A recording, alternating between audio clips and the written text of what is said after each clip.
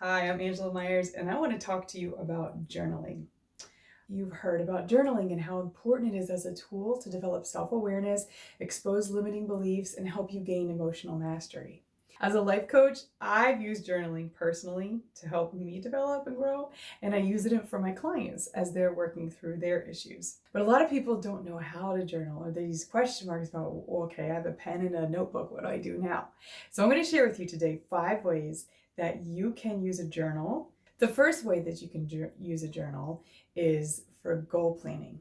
There's 2 ways of goal planning. The one is just brainstorming, where you just write and you let yourself just kind of let some of your dreams and fantasies flow out. Like, I would really love to take my family this vacation, or I really love if I could, build my career to this point, or I really want to build my finances this way. You're kind of brainstorming and dreaming, and you're using the journal as a way for goal setting and forward projecting, but writing it does something much more powerful to you than just thinking it.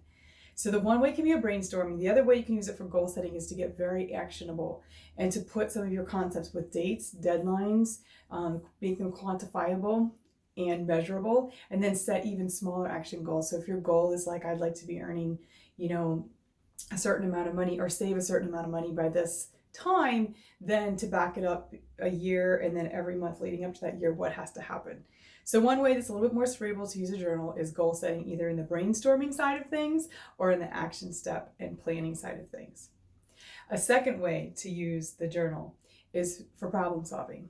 So if you're having an issue that's causing a lot of stress, a lot of times what happens to us is we tend to ruminate. And, while we're driving, or while we're washing the dishes, or while we're doing something like that, this problem will just be going over and over in our head.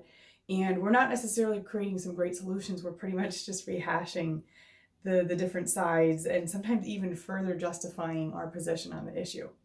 When you get out a journal and a pen, and I always encourage the old-fashioned pen in hand and journal. I just feel that it affects your brain differently than the way typing does. Get that out and start to write about your problem and write your feelings about the problem, and try to write 1 or 2 or 3 different perspectives about the problem. That will get the loop out of that cycle and onto that paper and allow you to be the third party observer of that. And you're going to find that your mind opens to more solutions, better solutions, than the time you spent ruminating over it.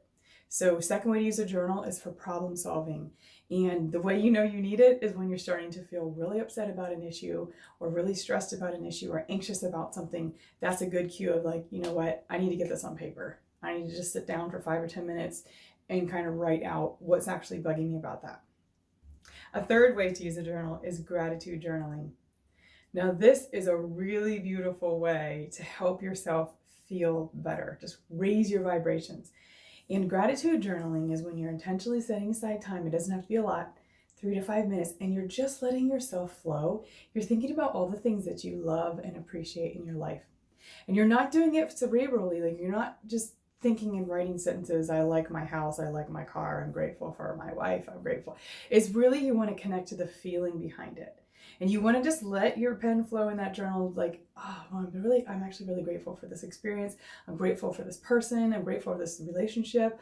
I'm grateful for these things, for whatever it is that you just genuinely, and let it flow. Because think about all the different areas in our life, materially, financially, experientially, relationally, all the things that we have that we can be grateful for, down to the smallest thing, like, I really love this pen I'm writing with, to a huge thing like, I'm so grateful for the opportunity to live the life I've lived, right? There's so many things to be grateful for. So gratitude journaling is an excellent way in the morning. If you haven't done this before, if you just spend a couple minutes writing and feeling and flowing from that place of gratitude, you're just setting your whole day up in a good energy system.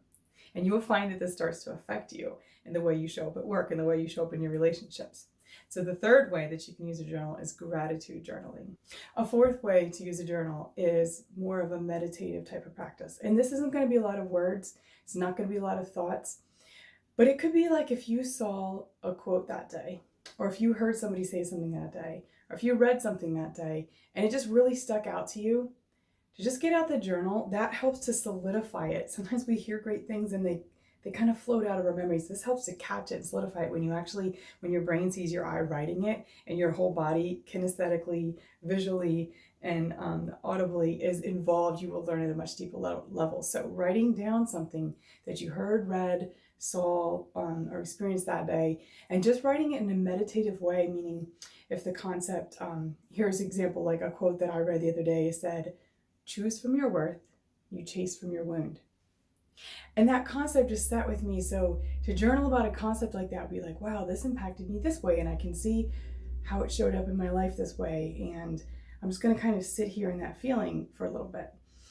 If you're a spiritual person or a religious person, there could be concepts. Maybe there's a verse that you read and you're just going to write a part of that verse that really impacted you and just kind of sit and think with it for a little bit.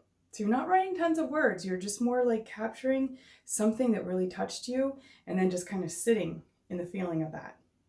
So meditative journaling. Again, that's the one with less amount of words, more amount of feeling, and we're just trying to capture it there.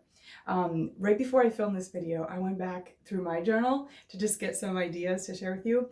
And I was touched by some of the things that I wrote in a meditative journaling state that still can touch me to this day when I just read back through it and was like, wow, that's such a beautiful concept. I can feel it all over again and receive that all over again. So that's another benefit of journaling, is that you have that to look back on. And if you did a gratitude journaling, for example, the third example, and you look back on a day that you're feeling down and you're being refreshed and reminded of like, oh yeah, you know what? There's a lot of blessings in my life.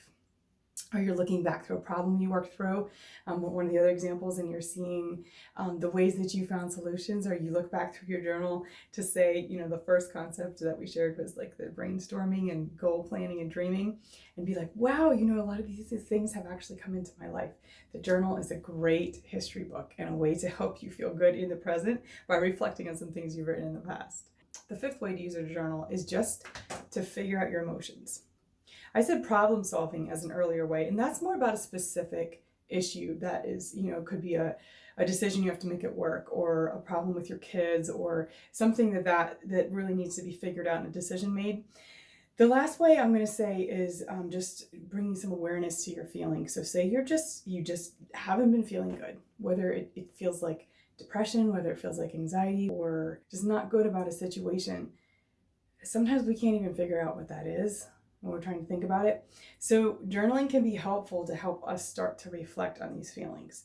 And not that there's necessarily a problem related to them, they're just there. And so just start out with a sentence, I feel confused and I don't know why. Just start where you are. Or I feel down and I don't know why. And let your thoughts flow from there, because sometimes as we bring them up from where they're hiding down in the subconscious and we just start to give them an outlet, we'll get some more clarity around them. So the last way is to help bring self-awareness to things that we're feeling or experiencing that maybe we're not even sure why. Why did this make me so mad today? I don't understand why that little comment made me so mad. Let me get my journal out and try to figure this out, right? So 5 ways that a journal can be very useful to you to use it for personal development, for developing self-awareness, for gaining emotional mastery, for learning. Use this tool. It's a fantastic tool. I've been using it for about 20 years now and has really helped me solidify so many things about myself and internalize them by getting them in writing and getting clarity around it. So I hope this was helpful, and happy journaling to you.